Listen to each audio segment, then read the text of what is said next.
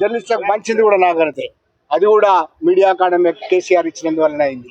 అంటే ఇవన్నీ చేయలేదనా? మీరు తప్పుడు ప్రచారాలు చేసి, అబద్ధాలు ప్రచారాలు చేసి, అసలు ఎవరికి చనిపోయినా పట్టించుకోలేదని చెప్పి ఢిల్లీకి పోయి అబద్ధాలు ప్రచారం చేసి ఇవాళ వచ్చిన వాళ్ళు మీరు రాజకీయం చేస్తున్నారు. శ్రీనివాసరెడ్డి గారు రాజకీయాలు చేస్తున్నారని మమ్మల్ని అనకండి. వాళ్ళని విడిచిపెడదాం. ఇది జర్నలిస్టుల హక్కు. ఈ హక్కును రేవంత్ రెడ్డి గారు జాగ్రత్తగా గమనించండి. ఇది మా హక్కు, మేము సాధించుకున్న హక్కు. మా సాధించుకున్న హక్కును తీసుకోకండి. మీరు కొత్తగా ఇవ్వకండి, మాకేం అవసరం లేదు కావచ్చు. మీరు ఎన్ని వాగ్దానాలు చేసిరో ఆ వాగ్దానాల గురించి మేమేం అనడం లేదు కదా. కానీ ఒకసారి T50 జీవోలో ఏం జరుగుతున్నదో మీరు గమనించండి. మంత్రి కానీ, సమాచార శాఖ మంత్రి పొంగులేటి శ్రీనివాసరెడ్డి గారు కానీ, అట్లాగే ముఖ్యమంత్రి రేవంత్ రెడ్డి గారు కానీ దీన్ని చూడండి. ఇది రాజకీయం కాదు, ఇది జర్నలిస్టుల హక్కులు.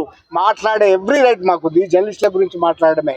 మీ గురించి మేమేం అనడం లేదు. మీ పాలనకు సంబంధించింది కాదు, మీ పోస్ట్ మార్టంకి సంబంధించింది కాదు, మీ పాలన పోస్ట్ మార్టం కాదు. ఇది జర్నలిస్టుల హక్కులకు భంగం కలుగుతున్నది కనుక ఒక జర్నలిస్టులుగా, తెలంగాణ ఉద్యమంలో పాల్గొన్న జర్నలిస్టులుగా మేము ఇది అడుగుతున్నాం. గుర్తుపెట్టుకోండి, ఇది రాజకీయం కానే కాదు.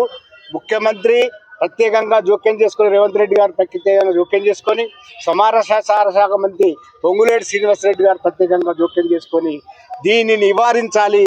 252 జీవో అనే దాని వల్ల 10,000 వరకు తగ్గించి మీరు ఇద్దామనుకుంటున్నారు. అది చెల్లదు.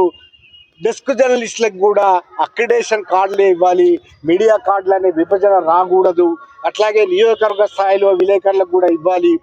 ఇంతకు ముందున్న 23,000 అక్రిడేషన్లు అట్లాగే కొనసాగించాలని డిమాండ్ చేస్తున్నాం. ఈ డిమాండ్ చేస్తే కనీసం మీరు 7వ హామీ ఇచ్చినారు. ఆ 7వ హామీ తుంగలో దొక్కి ప్రజాస్వామ్యంలో మేము జర్నలిస్టులం ఒక వినతి పత్రం ఇస్తాం కలెక్టర్ కంటే మా వాళ్ళని అరెస్ట్ చేసి ముషీరాబాద్కు తీసుకొచ్చినారు. ఇది సబబు కాదు. ముఖ్యమంత్రి గారు గమనించండి, ఇది సబబు కాదు.